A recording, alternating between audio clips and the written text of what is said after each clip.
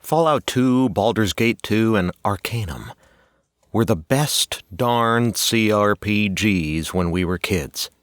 As I grew up, I understood the value of Arcanum, its significance in RPG history and what it achieved with the technological limitations of the time. And more than anything, I really started to miss the setting of the game, both the world and the story. When I say New Arcline is a spiritual successor to Arcanum, I don't mean to overhype and give you a false sense of hope by playing on nostalgia. I mean it's more in line of looking at the possibility. You are watching Cinematic Gaming. If you are new, we regularly talk about single-player RPGs. In this brief overview, I will give you an idea of what you can expect from this new CRPG. So, what is New Arcline? This is a steampunk CRPG where players will have to navigate the intricate and morally gray world of New Arc, a city where technology reigns supreme and magic is slowly dying. Much like Arcanum's duality of magic versus technology.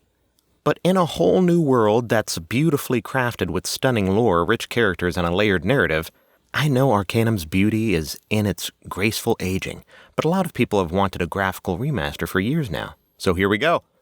There are two major connections to Arcanum, and why it feels like a sequel. As you might have guessed already by looking at the screen, the first is the steampunk world. First off, the aesthetic of New Arcline is steeped in steampunk, which is a lot like Arcanum. You arrive in New Arc. I almost said New York. A city that mirrors Arcanum's struggle between technology and magic. Factories belch dark smoke. Gears grind, and characters are torn between technopunk, gear, and arcane arts. Next is a plot device I wish more video games explored in a Victorian-era steampunk setting. Magic versus technology. Imagine how cool it would be to have, like, a modern world fantasy game. Like that show, Bright, or whatever. Bright Light. I don't remember what it's called. It had Will Smith in it. Much like the central conflict of Arcanum, New Arcline also plays heavily into the balance, or rather the imbalance, between magic and technology. In New Arcline, this is represented by the city's disdain for magic and the rise of technology, especially with the game's focus on diesel, steam, and Tesla-based tech versus voodoo, celestial, and occult magic systems. Character creation and similarities in player freedom. Arcanum gives you the freedom to solve problems any way you like. While we are yet to play the full game to know whether New Arc also gives you that freedom or not, we do know that New Arcline offers deep customization. You can choose to be a human, elf, dwarf, or even a giant. Each race, much like Arcanum, affecting how you are perceived in the world.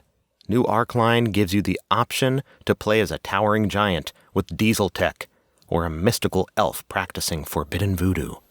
Class specialization. You'll pick from 6 main classes, like a steampunk mechanic or voodoo shaman, and 12 subclasses. As expected, each class gives you unique abilities, from crafting grenades as a diesel engineer to summoning spirits as a voodoo shaman. New Arcline places you in the role of an immigrant arriving at the city's shores, searching for a cure to your family's fatal disease. You'll rise from poverty, face corruption, and shape the future of New Arc. In your journey, you will meet and recruit a cast of characters, learn, and explore their stories. The game does promise to have consequences of your actions, but we will have to wait and see on that one. You will also have the opportunity to romance your companions, or manipulate them for your own ends. New Arcline features tactical turn-based combat. It is a mix of strategy and brute force.